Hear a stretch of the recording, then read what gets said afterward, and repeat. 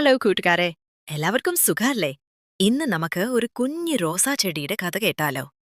പണ്ട് പണ്ട് ഒരു സ്ഥലത്ത് ഒരു വലിയ പൂന്തോട്ടമുണ്ടായിരുന്നു. ആ പൂന്തോട്ടത്തിൽ വിവിധ തരത്തിലുള്ള കുറേ ചെടികളുണ്ടായിരുന്നു. എല്ലാ ചെടികളും വളരെ സന്തോഷത്തോടെയാണ് അവിടെ പൂന്തോട്ടത്തിൽ നിന്നിരുന്നത്. തേൻ കുടിക്കാൻ വണ്ടുകളും പൂമ്പാറ്റകളും തുമ്പികളും എല്ലാം എന്നും അവിടെ വരുമായിരുന്നു. അങ്ങനെയിരിക്കെ ഒരു ദിവസം ആ പൂന്തോട്ടത്തിന്റെ ഉടമ അവിടെ നല്ലൊരു റോസ് ചെടി കൊണ്ടു നട്ടു. പുതിയ ചെടി അവരുടെ പൂന്തോട്ടത്തിൽ എത്തിയപ്പോൾ അവിടെയുള്ള ചെടികൾക്കെല്ലാം സന്തോഷമായി.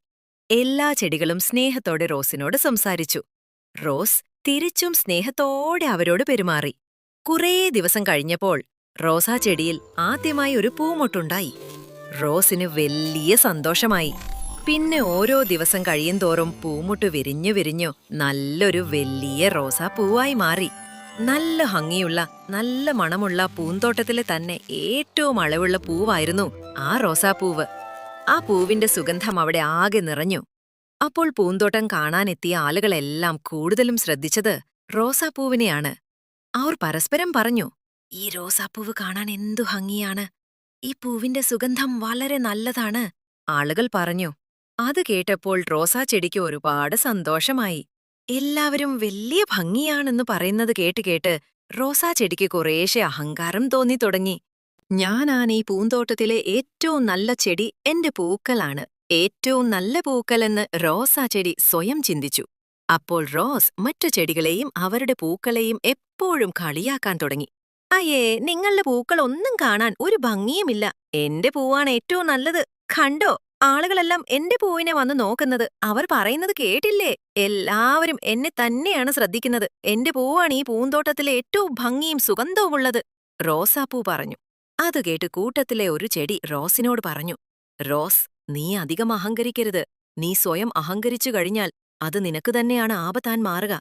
അത് കേട്ടപ്പോൾ റോസാ ചെടിക്ക് ആ ചെടിയോട് ദേഷ്യം തോന്നി. കുറച്ചു കഴിഞ്ഞപ്പോൾ വണ്ടുകളും പൂമ്പാറ്റകളും വന്നു തേൻ കുടിക്കാൻ റോസാപ്പൂവിനടുത്തെത്തി. പക്ഷേ റോസാ ചെടി തേൻ കുടിക്കാൻ സമ്മതിച്ചില്ല. പൂമ്പാറ്റകളെയും വണ്ടുകളെയും എല്ലാം ഓടിച്ചു.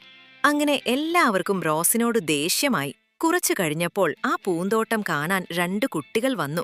അവിടെ അവർ പൂന്തോട്ടത്തിൽ ഓടിക്കളിച്ചു. പെട്ടെന്ന് ഒരു കുട്ടി മനോഹരമായ ആ റോസാപ്പൂ കണ്ടു. "ഹാ, എന്തു ഭംഗിയുള്ള റോസാപ്പൂവാ! എനിക്കത് വേണം!" എന്നും പറഞ്ഞ് ആ കുട്ടി ഓടിച്ചെന്ന് റോസാച്ചെടിയിൽ നിന്നും റോസാപ്പൂ വലിച്ചു പറിച്ചെടുത്തു. റോസാച്ചെടിക്ക് വളരെയധികം വേദനയെടുത്തു. അവളുടെ മനോഹരമായ പൂവ് ആ കുട്ടി പറിച്ചെടുത്തപ്പോൾ റോസാച്ചെടിയുടെ മനസ്സ് തകർന്നു. റോസാച്ചെടി കരഞ്ഞു.